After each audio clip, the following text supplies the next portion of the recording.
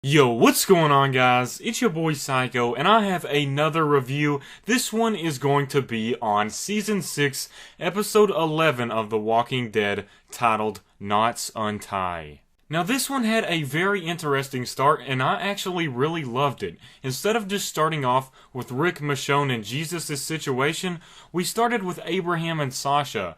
And I really liked that because it showed Abraham's struggle with Sasha, Sasha sort of distancing herself from him, and then it shows his relationship with Rosita as well. So you can definitely see that there are some complications going on inside of Abraham, and he has this sort of inner struggle. He doesn't know if he wants to leave Rosita for Sasha. He doesn't know who he feels most for, and then Rosita's just doing all of these nice things for him, like how she made a necklace out of the broken light from the tanker just for Abraham because she knows he's into that stuff, and he's like, "You're the best," and all of this stuff to Rosita.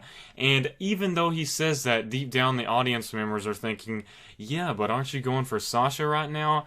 And Abraham is just being a total player right now. He's trying to play two women at once, and I think he does, just to take up for him a little bit, I think he does have this little struggle because he doesn't really know how he feels. He doesn't know which one to go to. I think he does like Sasha, but he doesn't want to leave Rosita as well because he has affections for her. That was a really interesting start, and I actually really enjoyed it because we don't get to see romantic things like that in The Walking Dead much anymore unless it's with Glenn and Maggie. But now we have Abraham and Rosita, Abraham and Sasha, Rick and Michonne, so we have things like that, and it's interesting to see a little romance every now and then, and just see all of these characters together with each other. Moving on, we got to the point to where Jesus is actually in Rick's house, and Carl finds him, and this is where we find out that he has already talked to Rick, and he told him to wait a minute so they can get cleaned up, and then come and talk to him. And then Carl sees Rick and Michonne together, and he's like, whoa now. You know, you could tell, you could see on his face, he was sort of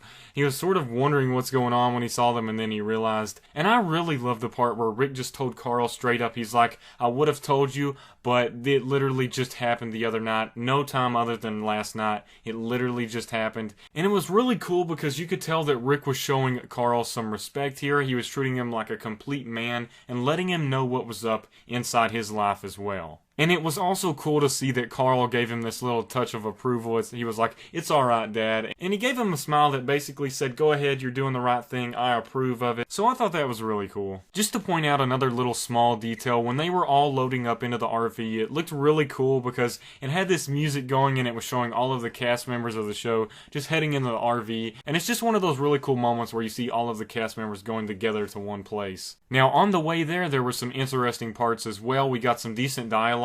We got some dialogue with Abraham and Glenn talking, back and forth. And I absolutely loved Abraham's quote. It's one of my favorites, if not my favorite, from Abraham. He was like, when you were pouring the Bisquick, did you know you were gonna make pancakes?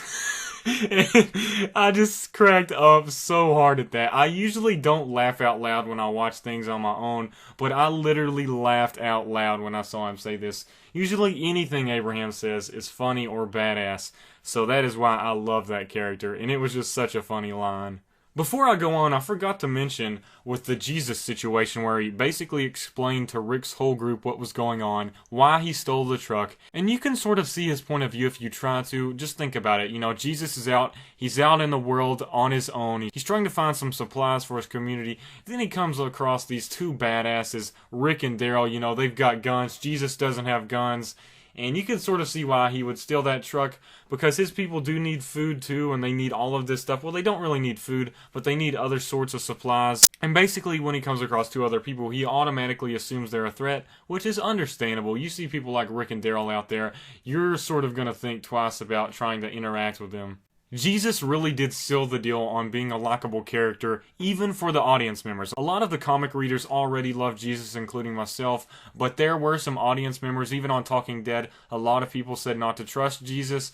So that just shows how many people actually do read the comics and watch the show when they vote on that. So it basically explained everything for all of the TV show people and sort of gave the right side to Jesus to where it would make him a likable character in their point of view. Throughout this episode, we constantly saw Jesus go out of his way to help the group. Before I go into detail on that, I want to transition over where Rick and the group, they're going to save some of the Hilltop members with that car crash where they go in, and Rick's like, if this is a trap, I'm going to whistle and you shoot this guy. That was pretty badass. And then we got the point where Abraham, he's going through there, and Abraham almost killed this guy. It was like he hesitated a little bit, but he almost went over the edge because of all the emotions around him. And I think it's because he's seeing Michonne and Rick happy, he's seeing Glenn and Maggie happy, yet he doesn't have a happy relationship. On the surface it may look like that, but he's got a lot of complications going on within him, and he can't decide on which type of woman to go for, and he just can't decide on these things, and he has these struggles going on. Moving on to where we finally reach Hilltop, that was just such an epic moment. I have been wondering what it would look like on the show for a very long time, and it is so satisfying to see what it finally looks like. And it was really cool to see where they finally get to the gates, and the guys, they don't aim guns down at them. They're aiming like spears and stuff at them, and that just gives an example of how they don't have these weapons that Rick and the group have, and that's why they feel threatened by Rick and the group. And Jesus once again steps ahead and takes up for Rick's group, as he has been trying to do throughout the episode, just to give Rick an example that they can trust him, and that is really cool. I really like that because Jesus was going out of his way to satisfy Rick and his group. I like it when he was straight up with him. He's like, we don't have ammo, that's why we feel that you're a threat, and he put himself on the line so he could get Rick and them inside the place. As the gates open up, we see a very interesting view of the whole Hilltop place. And it was sort of a surprise to me because I was used to Alexandria and all of their fancy houses, and we see all of these things like horses, cattle, farms, and all of these little wooden shacks and things like that, and then the FEMA trailers and stuff. But then we finally get to the fancy Barrington house. I think it's the Barrington house. I may be wrong here, but if I'm saying it wrong, just ignore that. But we finally get to that, and it's basically a mansion, and all of them go up in there and talk to a man named Gregory. Now, right off the bat, you can tell that Gregory is a complete asshole douchebag. He's talking down on Rick like he's some dirty person. And you can tell this is just some snob, some boss that treats everyone below him like absolute trash. He's living in this big old mansion, and then all of these other people are living in trailers and shacks out there. It just shows the power distance that they have between each other. One thing I want to point out is where Rick tells Maggie to go and talk to Gregory, and I really like that because that is setting up her leader position like in the comics, and I really like the quote where he says, Deanna taught you this for a reason. It was something along the lines of that. Deanna has been teaching this for you a long time. You finally need to learn, and I really like that because it was setting up and foreshadowing her leadership position at the Hilltop. Further on, Maggie starts talking to Gregory, and I noticed something, and I know a lot of people noticed this as well, but he basically does a metaphor. He states a metaphor for the art picture in his room with Maggie. He's saying, this is a beautiful thing that has been waiting here all along, and I finally get to it, or it finally comes to me. And he's basically talking about Maggie. It's sort of his way of flirtation, and Maggie's just brushing him off. She knows exactly what he's doing. Gregory basically gives her the rundown and says, we don't need ammunition. We have people to guard us right now. You are the people that need the stuff. You need the food, and we want to trade, but we want to get a good deal on it. We want a lot more than what we're going to give you, basically is what he's saying. It's not an even trade. And then we get the situation with one of the guys coming up, he's like, I've got a message from Negan, and he basically says that Negan said it was a light load this time, it wasn't enough, and he stabs Gregory. And honestly, a lot of people probably, including myself, we all want Gregory to die, but comic readers know that he wasn't going to. And then Rick, of course, steps up into badass savage Rick. Props to Rick for always going into beast mode when he needs to, the survivalist mode. That's why I love Rick. He tackles the guy, then we have the other guy fighting Abraham. And Abraham almost lets him kill him, I think. I think Abraham was to the point where he just thought, I'll just let this solve itself, I'll let this guy kill me and I don't have to worry about these things. Even if he wasn't going to do it for sure, you could tell that he was definitely thinking about it. I just want to add in that Daryl breaking that guy's arm was pretty freaking awesome. Finally, we get to the part where the guy has the blade at Rick's throat. Michonne said something to him, and then Rick all of a sudden just slices his neck, stabs his artery, and he's just gushing all over Rick.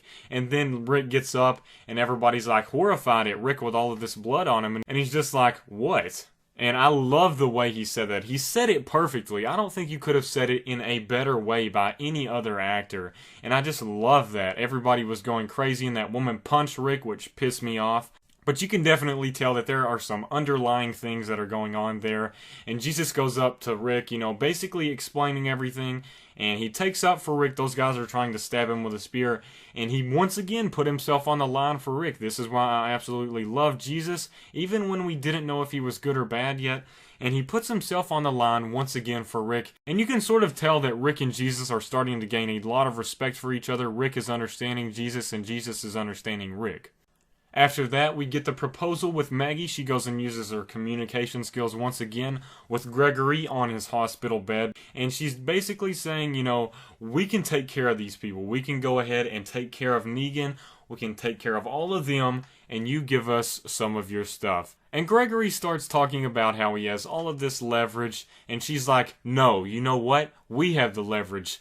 He wasn't satisfied with your last deal. He's going to keep taking more and more and more until you finally have nothing to give, and that's when it's over for you. And then he starts just applauding for her, and you can tell that she sealed the deal right there. Props to Maggie on that communication and making a deal, because if it wasn't for that, this would have ended completely different. However, it is very worrying to see our group take on Negan. A lot of comic readers know that Negan's group, the Saviors, is no joke. And one thing to point out, Negan was thrown around a lot this episode. The word Negan, and they dropped it a lot. The Saviors, they dropped the Saviors. So our group, we're facing something. It may have seemed like a little lighter episode still, but there is definitely something dark hovering over the horizon. And we also got the right off the bat reference once again. If you didn't get it the first time with the other Saviors, you got another chance to understand it this time. And just to say one more thing, Rick's group could be in over their heads here. Comic readers are gonna know what I'm saying here. But Negan's group, the Saviors, they aren't just like some regular group. They're not the Hilltop. They've got people, they've got people to back them up. The Saviors are not a joke. They really aren't. They've got their own compound, and in the next few episodes we're going to see some things unfold with that situation. So I guess only time will tell who is going to face a certain fate. Now, if I want to add on to that a little bit, we did have the part with Maggie and Glenn where the doctor is showing them their baby. And that was a really, really heartwarming moment for all of the characters on the show and the audience. I really enjoyed that. And just to see them pass around the picture on the RV was heartwarming as well and impactful, because it shows that this group is a family. They're sharing some very personal things with each other, and they feel comfortable enough to share this with each other because they have so much respect for each member of the group. Now, this does also point to some sad possibilities that could be happening in the future, but I'll leave that to another video. But I'm going to end my review here. I do have some 15-minute limitations on my reviews, so that definitely sucks, and I do wish I could go in deeper with this, but I really do appreciate all of you guys watching. If you want to hit me with a like, that helps out an absolute ton. And make sure to subscribe if you're new here, because I post Walking Dead videos every single week, and even after the season has ended, so you will definitely want to do that if you like The Walking Dead. As always, thanks again guys, peace out.